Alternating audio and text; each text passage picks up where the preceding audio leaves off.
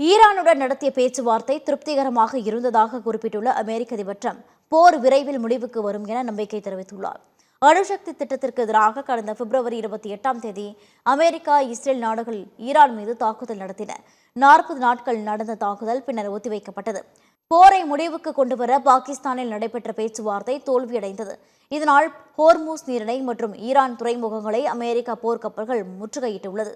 இந்நிலையில் அதிபரின் ஓவல் அலுவலகத்தில் செய்தியாளர்களிடம் பேசிய டிரம்ப், அமைதி ஒப்பந்தத்தை ஈரான் ஏற்றுக்கொண்டால் விரைவில் போர் முடிவுக்கு வரும் என்றும் எரிபொருள் விநியோகம் மீண்டும் தொடங்கும் என்றும் கூறினார். இல்லையென்றால் ஈரான் மீது மீண்டும் கடுமையான தாக்குதல் தொடங்கும் என்று அவர் எச்சரித்தார்.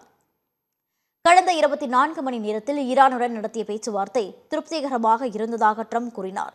ஈரானிடம் இருந்து எப்போது ஒப்புதல் வரும் என்பதற்கான காலக்கெடு எதுவும் இல்லை என்று டிரம்ப் தெரிவித்தார்.